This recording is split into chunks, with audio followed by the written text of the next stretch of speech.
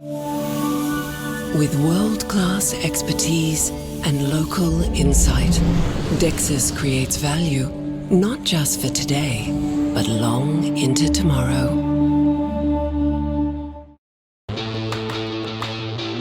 From Barangaroo Studios, the AusBiz COB is the key stuff you need to know about the day in business and finance.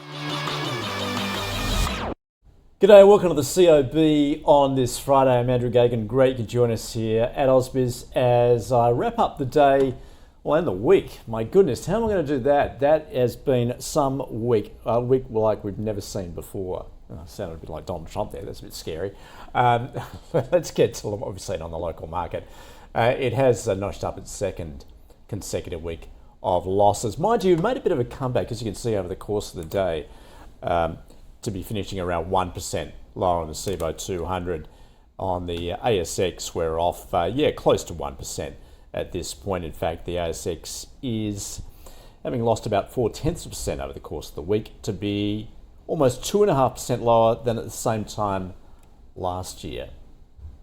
And of course, we did see some heavy selling, certainly on US markets overnight, when Donald Trump realised perhaps he'd made a bit of a arithmetic mistake there. The tariff on Chinese goods was actually at 145%. So that led to Red Friday. As I said, much more severe on US markets, having tumbled again. And if you look for a safe haven in current market, well, gold is certainly the place to be. That has taken off again, another record overnight, and we have seen the gold stocks move higher as a result.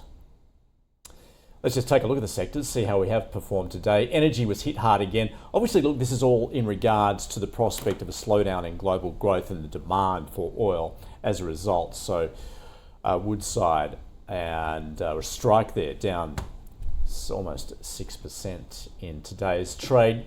Healthcare stocks also hit. There is some ongoing concern there, particularly that the pharmaceuticals will be hit. But CSL, one of the biggest movers there, down some 3%. And as I mentioned, the gold miners, the one bright spot, led by the likes of Evolution, up 7.5%. All the goldies lifting today as investors prefer that as that safe haven play, with gold price continuing to move higher. Just catching up with a summary of the top stories, and Santos has updated investors on its Barossa LNG project, saying it was on track for first operations by the third quarter of this year. Mike Hunter will step in as interim CFO for Ramsay Healthcare. Jade gas rises as the company identifies gas potential in Mongolia project, and Space Talk jumps on higher quarterly revenue. All right, so let's sum it all up. And welcome to the COB, Shane Oliver from AMP. Shane, good to see you again. Goodness, even with your depth of market experience, I'm sure you've never seen a week like we've just had. By all accounts, I mean, it's set to continue this volatility given what we hear from Donald Trump day to day. So what's that likely to do, do you think, to particularly consumer and business confidence? I mean, it's just so impossible to make an investment decision at the moment. That's right. When you don't know, you wait, you put decisions off. Very, very hard if you're a US company trying to work out whether to continue to rely on goods coming from China, or to switch to another country, or to bring production back to the US. Apple is in that very same position. Of course, if it switches to another country with lower tariffs, that won't please Donald Trump and will take a long time anyway. If they bring it back to the US, then it will just only push the price of Apple phones up dramatically, because US wages are 4 or 5 times what they are in China and other places. And you can see that there in the example we've done for the Apple iPhone Pro 16 retails in the US for $1,100. The green bar is the portion that comes in from China, assuming it's assembled in China, and most of them are. Some are in India, but most in China. The red part is the margin on top of that, associated with retailers and all the stuff Apple does in the US. If you apply the 145% tariff, you go up to the post-tariff bar in the middle there. Price jumps up to $1,860 in the US, assuming Apple maintains the margin. If you bring all production back to the US, i.e. everything, including the component parts and assembly, then given the higher wages in the US, that price jumps up above $2,500. Now, either that means one of three things, or a combination of, obviously the China has to maybe wear some of the cost. Apple gets a lower margin, but at the end of the day, I suspect consumers will have to pay a lot more, and that's why we've seen over the last week Apple share prices coming under pressure, as well as there's ongoing impacts and concerns about consumer and business confidence. And the concern, I guess, is that Trump may have blinked, but he's actually ended up with tariffs that were higher than he told us on April the 2nd. Now, our rough calculation said that'd be 25%, given what he told us on April 2nd, and along with what he'd already indicated. Now, given that 145% on China, and of course the 10% on everyone else except sectors which are at 25%, Canada and Mexico, you can potentially end up around 30% on current purchases. So that's a lot worse. And of course, the bond market sell-off in the US has continued to some degree. It settled for 5 minutes and then resumed again. So that's an ongoing concern. The US dollar has fallen below where it was in September last year, when Donald Trump started to surge in the polls higher. It looked like he would win the election. So there's a lot of balls in the air here. And as I said, the big concern is that Trump has already done so much damage that it means a sharp slowdown in US growth gets baked in anyway. So that's, I think, where markets are. We've had a good bounce. I'm conscious the last time we had good bounces like we saw on Wednesday in the US, up 9.5%, reminded me, unfortunately, of October and November 2008, when in the GFC you saw those sorts of things. Now, the reason we could bounce so much was because sentiment was so shocked. You can see in that chart there, investor sentiment in the US based on things like VIX, put call ratios, surveys of investor sentiment, newsletter writers, what they're saying, positive or negative. It was very, very negative, extreme pessimism. When you get that, you can often get a bounce when you get some less bad news, which is what Donald Trump gave us on Wednesday. And then, of course, you get a bounce. But you can't see it in detail there. But back in November 2008 rather, there were two similar bounces. But of course, it wasn't the bottom for the market. The market kept falling into March 2009. So, big falls in shares often sound a bit like a bang and a whimper. Maybe we got the bang on Monday. Lots of panic, lots of concern, lots of chatter, lots of talk in the media and elsewhere, and everywhere. In fact, everyone was aware of it. Maybe you get a bit further bounce from here. I don't know, but odds are we'll probably still see further weakness. Hopefully, the next low is just a whimper, and by that time people are less interested in it, and then market quietly make a bottom and then go on to make new highs again. But I suspect whatever it is, this has a long way to play out, given those concerns about tariffs in the US and the damage that's been done to the economic outlook. Well, and Shane, of course, particularly with that focus now on China and the deteriorating relationship, where's the off-ramp for the US and China in this at the moment? What are the possible scenarios of how this could be resolved? Well, the possible scenarios are, I think most likely one is that Trump remains under pressure. Maybe he cuts a few deals with a few countries. For some countries, it's going to be kind of hard. Europeans are not going to give up their value-added tax, just like we're not going to give up our GST, despite what Trump's complaining about them.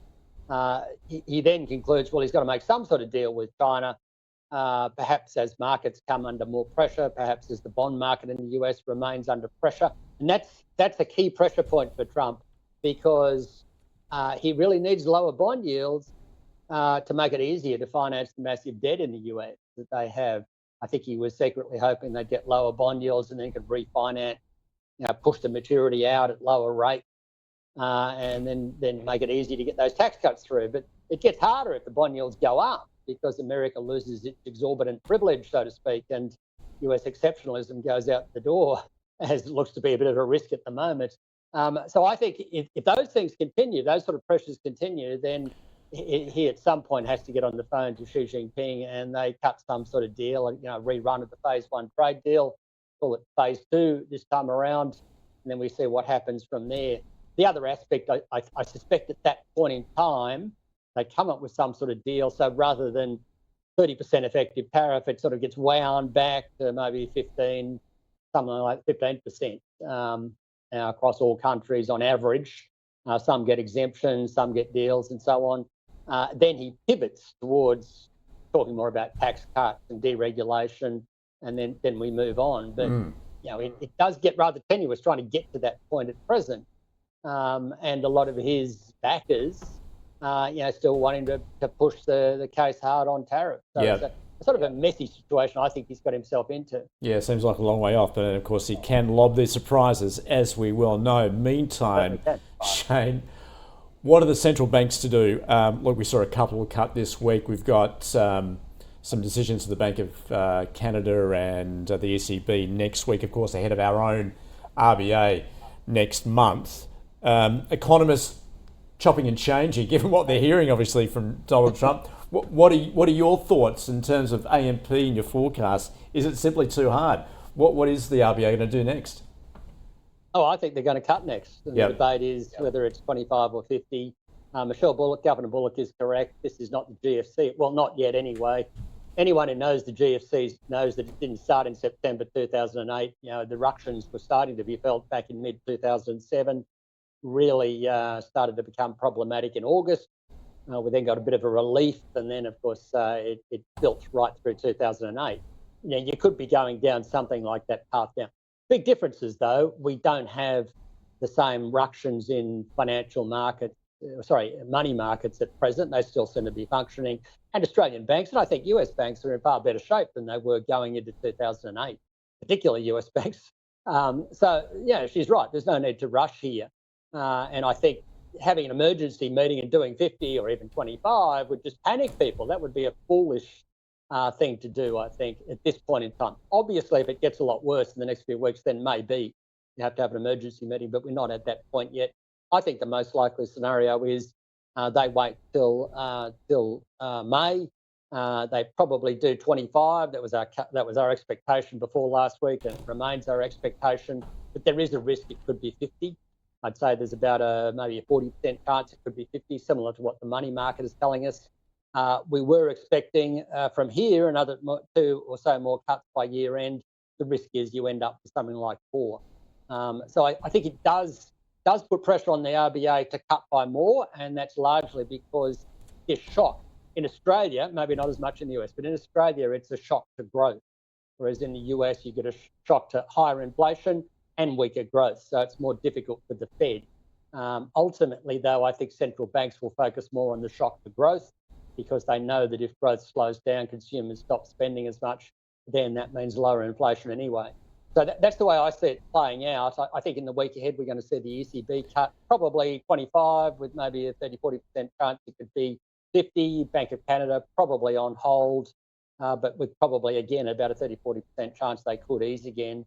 I mean, Canada's sort of in a bit of a slightly difficult situation because the inflation numbers haven't been quite as good as they have been in the ECB lately. The funny thing is today, we would have been having a nice positive conversation about lower inflation in the US, the resumption of Fed cuts. Indeed. But unfortunately, Trump's blown it all up, and you end up looking at all this data and saying it's historic now. It's not relevant. It is still relevant to some degree, but we know the tariffs in the US are going to show up in April. That's when the auto tariffs went on, and others, and so that will start to have an impact, and that's going to keep the Fed nervous for a while. But I reckon around about mid-year, I think they have a meeting in June and July from memory.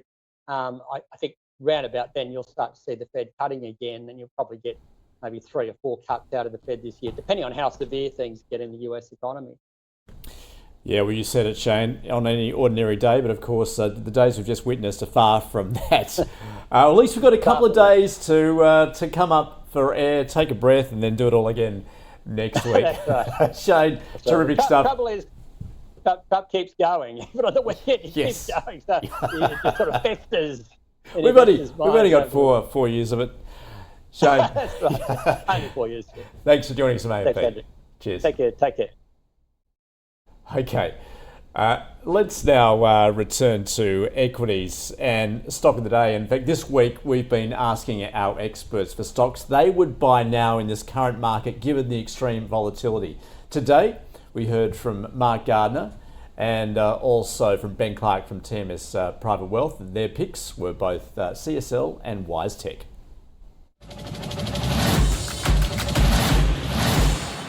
Just been a real victim of the scaremongering, basically. If you're reading through the Fin Review, etc., you're looking at it, they're making it out like all of their revenue is exposed, basically. And when you're talking about blood plasma, they're 30 to 40% of the total market in the world. It comes out of one place in Melbourne. So you've really got a situation where, you know, in healthcare, they're going to pay people. That's where there's the most price elasticity, is because it's their needs, not wants. If we saw like a freeze in trade, that will have somewhat of an impact on them. Not huge, but it will have an impact. The flip side is trade is going to become more complex. Like I still can't work out how the United States is going to know that this container ship has come from China and this one hasn't, and how they were thinking that they were going to know each container, which every single country it was coming from, what the value of the goods in it and what sort of tariff to apply and how to collect it.